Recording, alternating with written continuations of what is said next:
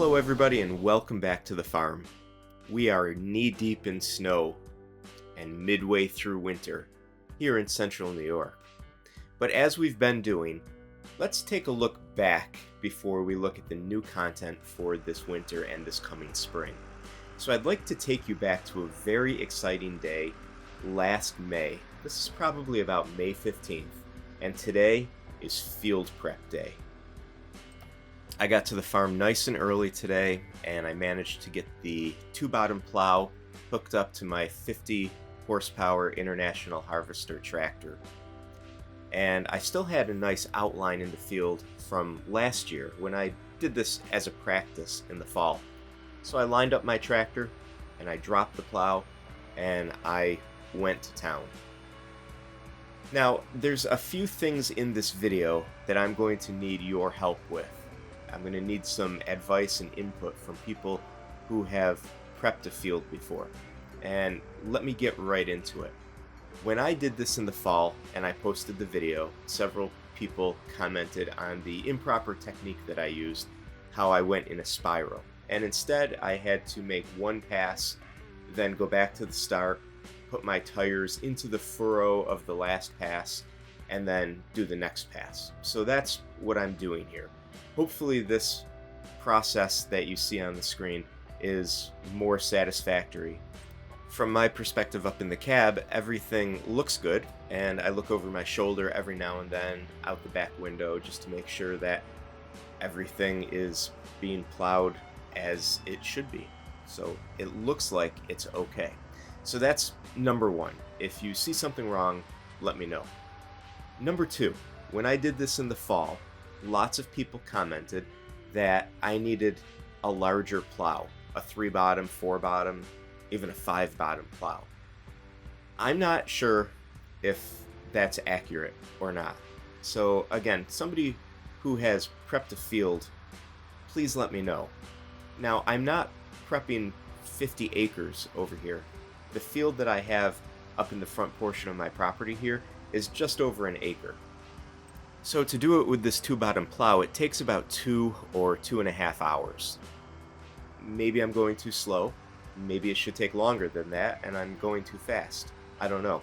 What I do know is that as I'm going through the field, if I sink that 2-bottom plow just a little bit too far, it completely stops my tractor. I have to lift the plow up a little bit and then start over again. So my concern is that with a 3-bottom or 4-bottom or 5-bottom plow, then I'm going to have a problem, like you just saw. When everything is working properly and I have an appropriate depth, I'm getting about 12 inches of plowing depth using this 2-bottom plow. If I go any more, then the tractor will stop. Maybe I'm going too deep. I don't know. But as you can see on the screen, I have to continuously adjust it, and if I go just a little bit too deep, then I have a problem. Let me know. Maybe I'm doing this completely wrong still. It's only my second time doing this, so we'll see. As I'm going through this field, there's a bunch of things that go through my head.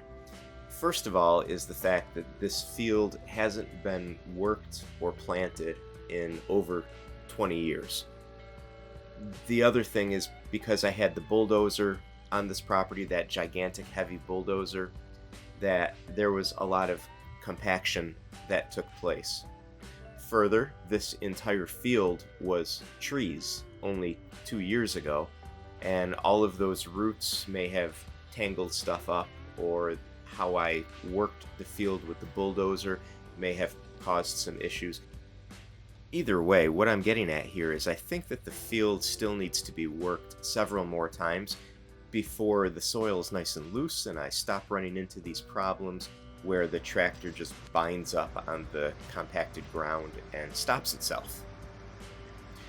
So today, as you're looking at this video, there's a field of chard. And if you don't know what chard is, it sort of resembles kale, but it's more in the family of spinach. So another one of the mysteries of this farm, at no point in its history was chard ever planted here or a crop of this farm. This was a dairy farm. And yet, the entirety of the field that I plowed last year turned into chard. It didn't appear anywhere else on the property. It didn't appear in the grass that I planted. It didn't appear on any of the drives or roads.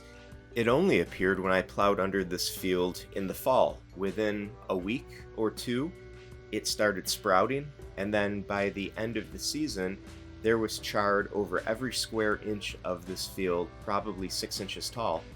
It died over the winter, and then as spring appeared in late March or April of the year that you're watching on the screen here, it all started to regrow. And by the time that it was time to plow the field, you could see on the right hand side, all of that greenery that's about a foot tall is all chard.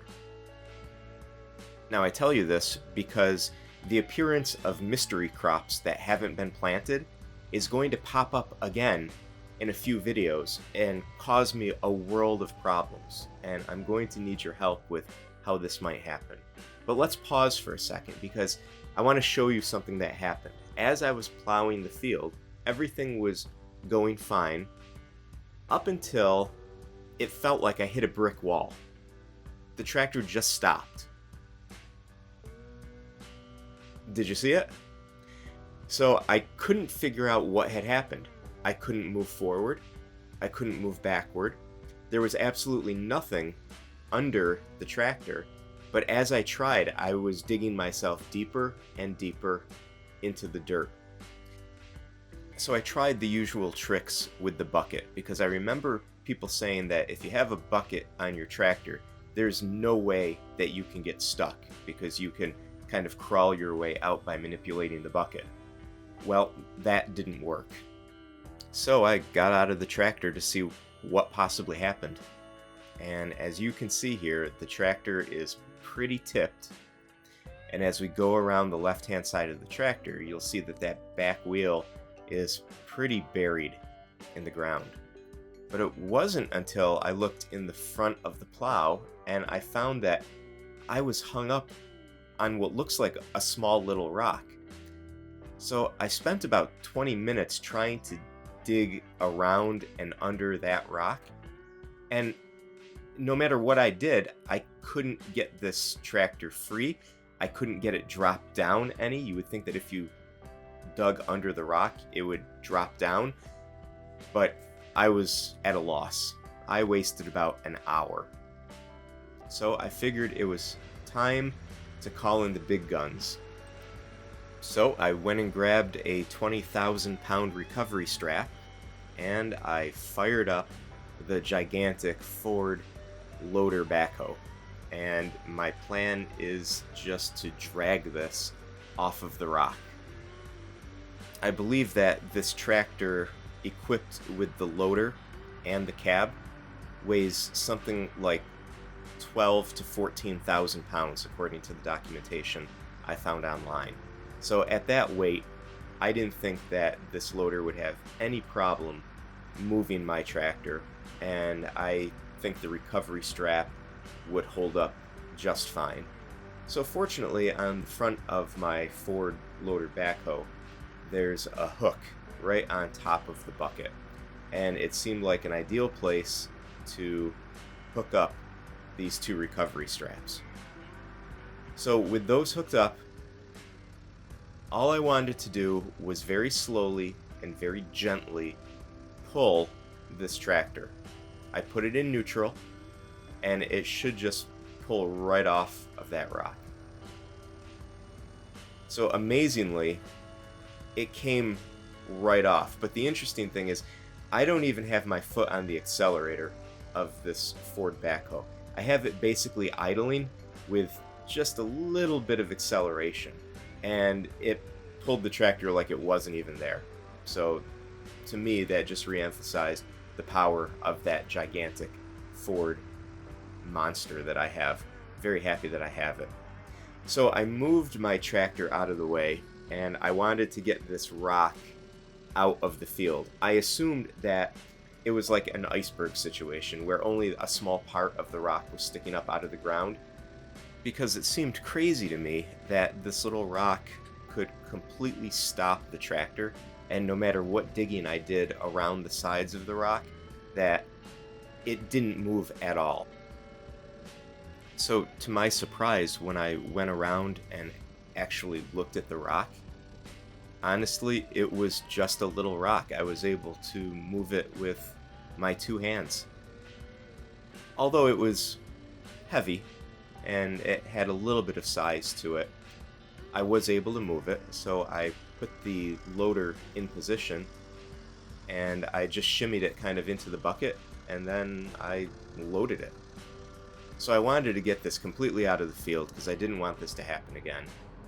So I spun this vehicle around and I aimed it right at my swamp area, just off to the side of the field, and I figured tossing this in here would be just fine.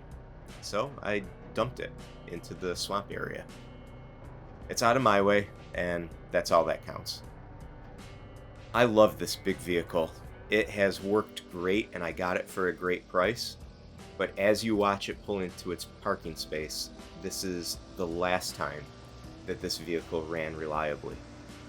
The next time I started this up in the season, I lost power steering, power brakes.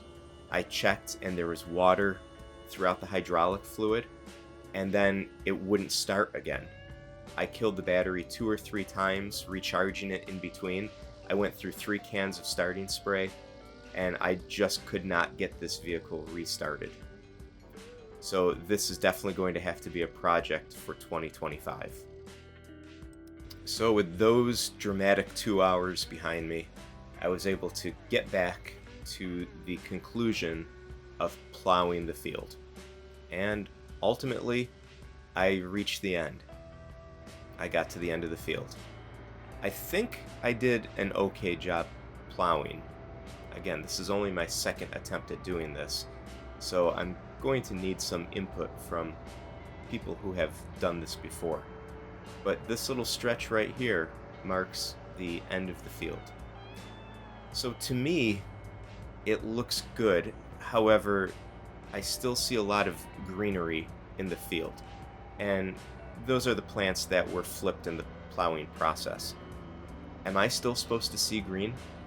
I'm assuming all of that will just die out and I'll be left with a nice, pristine field of dirt without growing plants. That's the hope anyway.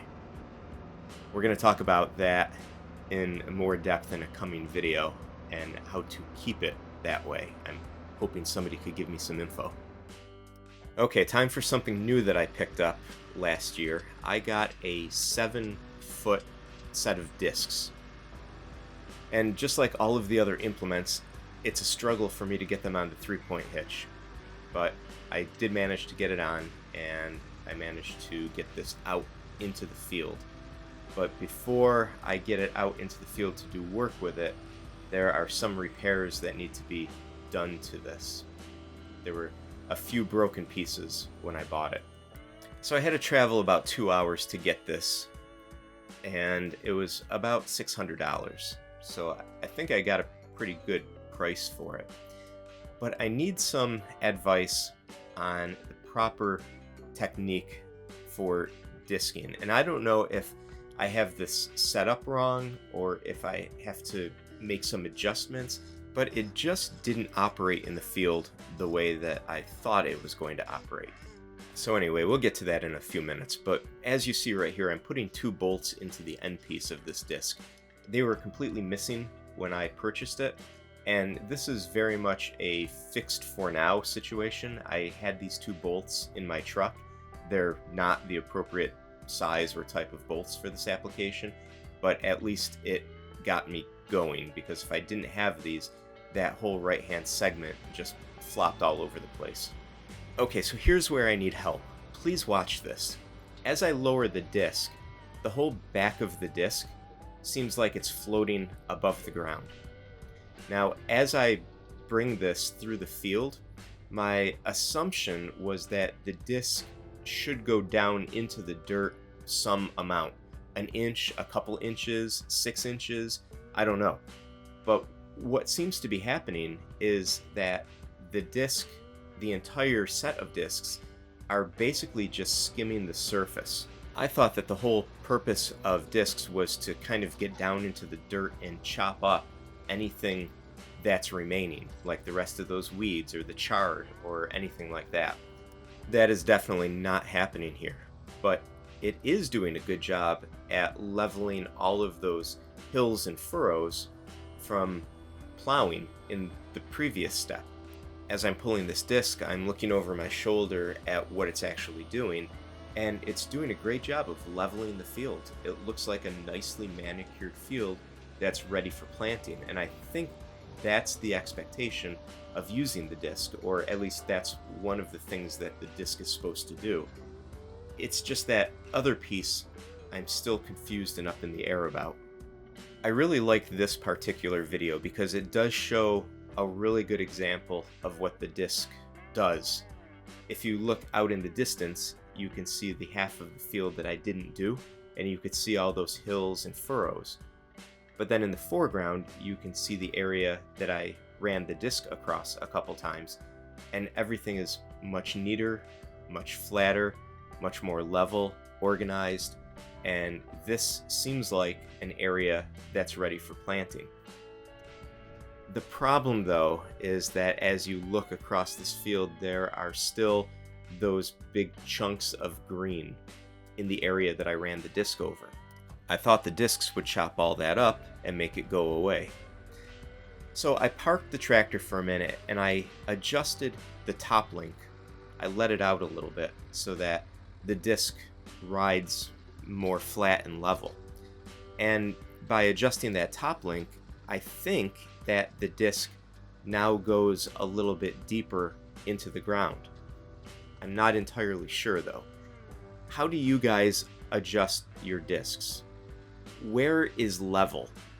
Do you have it so that it's level when the 3-point hitch is in the raised position? Do you try and have it level when it's down at ground level? I've also seen discs that have carrier boxes for cinder blocks or weights or things like that. Is that what I'm missing? Do I need to add additional weight here so that it sinks deeper down into the ground? Or do I need to adjust the top link even further so that there's some negative level so that it's actually plunging deeper down into the ground? Or am I looking at all of this wrong? Is this tool actually working properly as you see it right now? This is just one of those things that I've never used before. I'm not experienced with it, and I just really don't know how to set it up. I've looked at some YouTube videos, and there's differing opinions about how you're supposed to run these, I guess. So whether right or wrong, this was a really enjoyable process. I would disc the field any day of the week. It was very satisfying to see the field level out, to have all of those hills and furrows from the plowing process disappear. And when you step back and really looked at the progress of the field, it looked like it was manicured, and it looked like at any day plants could be sprouting. It looked like a proper field. So here's another question for you, for anybody who has prepped a field. What is the next step? Because as I look at this field, it looks beautiful. It looks like all of those plants have sort of disappeared. I know they haven't been chopped up, but it looks like they've been reburied. So what do you do next? I'll tell you what I did. I went the other way. So I finished about 2 hours of disking in one direction of the entire field, and then I went the opposite direction just for good measure. But let's say disking aside, what do you do now? Is there anything that you do in preparation for weed control? Or do you just go right into drilling seeds or planting seeds? I'm very curious what the next step is from a professional perspective. After I finished doing the disc process across the entire field both ways, I wanted to make a proper delineated border around the entirety of the field. Now this border would not be planted. This would just be something that I could maintain, and it would be proper separation from the grass that's growing to where the plants are growing inside the field. I wanted to do this for a couple of reasons that I thought were logical. Number one, for mowing all of the grass around the field, I could actually get my wheels into the field and have that brush hog or mower right to the very edge without disturbing the plants that I'm going to plant. The other thing was the potential for an electric fence. I didn't really know where the appropriate place would be to put an electric fence if I decided to put one in. So I figured if I had a few feet of tilled border that I could put it in this area, and once again it wouldn't interfere with mowing or anything like that. And third, from an aesthetic point of view, I thought it would just look nice to have a formal border around the field. As you drive by or as you approach the farm, you see the grass, then you see the separation into the field, and then you see the plants growing. I thought that would look nice. One other thing that I did is I made a pass directly down the center of the field. So I broke the field into two sections with this line that I'm tilling down the center. And I figured the front half of the field would be corn and sunflowers and all that good stuff. The back half of the field would be vegetables and maybe some gourds or whatever else. So again, it seemed logical to me. But as you look across the field, from my perspective, never having done this before, this field looks beautiful, it looks flat, it looks complete, and it looks ready to plant. I know there's some rocks and stuff in there, but it is what it is. This is the first time in the years that I've owned this farm that the field has been ready. So thank you for watching this video. I hope you found this process interesting. The very next step that I'm going to do now is plant the field. But I know I asked a lot of questions in this video, and I'm hoping that for those of you that made it this far, you can provide your experience and your answers, and that will better prepare me for this coming spring just a few months away. So please stay tuned, lots more to come. Thanks for watching, and we'll see you in the next video.